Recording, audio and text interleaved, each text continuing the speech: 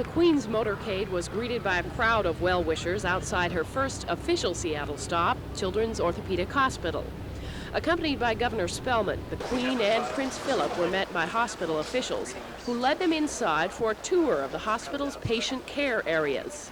The Queen and the Duke of Edinburgh stopping to chat with some of the children who are inpatients here, all of whom have been very busy preparing for her arrival. There were lots of smiles and some overwhelming fascination with the royal entourage. The final stop, the hospital's recreational therapy playroom, where the Queen was presented with some very special gifts, handcrafted by the children themselves. After some 50 minutes inside, the Queen and Prince Philip left the hospital en route to a very special welcome at the University of Washington's Heck Edmondson Pavilion, where News 4's Connie Thompson picks up the story.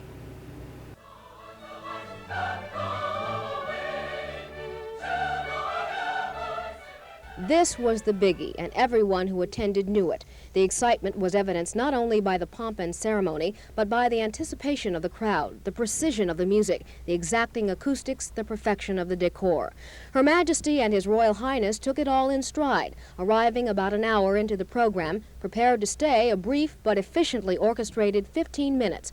For a presentation from Governor Spellman, he gave her a book of the state of Washington and a 7-minute speech about the relationship between Britain and the United States. Who visited Silicon Valley, as we did last week, must realize that the shape of the world economy, and therefore the shape of our individual lives, is being changed beyond all recognition. With those changes will come enormous human problems, but I am confident that the people of our two countries will be able to transcend them together. The Queen and the Prince have been to the United States 4 times now, but this was their 4th visit to the Pacific Coast. And for one little girl who attended this ceremony, it was a visit to be remembered always. She surprised the Queen as she left with a bouquet of daffodils. Perhaps a highlight for the couple who have a special fondness for children. From here and on schedule, they proceeded to the Seattle Center to greet the Seattle public. It was an interesting crowd. It ranged from mature elegance to a more contemporary variation on the typical British subject. While one spectator checked the Queen's progress by radio, we gave people one word in which to describe the royal visitor. Oh, I think she's beautiful. Magnificent. She's a real lady. Very thoughtful. Lots of money. Then the long-awaited moment had arrived. We got a preview from someone with a better view. Here comes the royal sedan, big black. And then Her Royal Majesty. All right, here we go. This is Brooke Stanford reporting for News 4. The Queen's motorcade pulled into the Seattle Center only a few minutes behind schedule. Despite periodic rain showers, an enthusiastic crowd awaited her.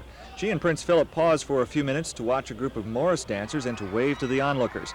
And along her short walk, she stopped several times, once to receive some yellow daffodils from Michael and Peter Tufts. No, I was trying to take a photograph. I was so nervous. I was pressing the wrong buttons, and I was holding the flowers and he out, couldn't speak. And she said to me, "Are they for me?" And I said yes. And then I wasn't quite sure what to do. I sort of got dumbfounded and handed them to her. And she said thank you. Yeah. Dolores Webb, standing next to the center house, also got an unexpected surprise when the Queen stopped to talk with her.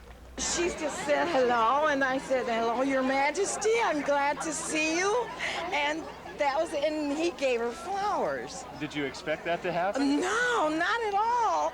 And I said, "Oh, God. Oh, I'm on camera." Oh, we were just thrilled. Oh. After the brief ceremonies here at Seattle Center, Queen Elizabeth boarded the monorail for a 5-minute trip downtown and a private reception at the Westin Hotel. The monorail ride was a brief way for Seattle to show itself off to the Queen. And when she arrived at Westlake Mall and outside the Westin Hotel, several thousand people waited for a glimpse of her walking by. It was only a brief look before she went into the Westin Hotel and the private reception that ends her day here in Seattle. But earlier, the Queen appeared at the University of Washington and she emphasized cooperation between the two countries, and Connie Thompson was there. In a word, it was majestic. The ceremony leading up to the arrival of royalty was the best it could have been, even if it did begin a whole hour before the Queen and Prince arrived. There were almost 9,000 people, including the media and police, who were privileged enough to be present for her farewell speech. This is our 4th visit together to the United States. It has, however, been my first opportunity to visit America's Pacific coast. And in so doing, I have fulfilled a long-standing ambition. Her Majesty the Queen and His Royal Highness the Prince were in Hecate Pavilion for only 15 minutes before they left with as much pomp and circumstance as when they entered the room. And one little girl found out you don't have to wear a hat or curtsy or dig up any British cuteness to get Her Majesty's praise. Through all the camera flash and the applause and the attention, Queen Elizabeth and Prince Philip did what you would have expected. They were gracious and poised, just as they have been and will continue to be for the duration of their crowd-pleasing and captivating visit. At Hecate Pavilion, I'm Connie Thompson, News 4.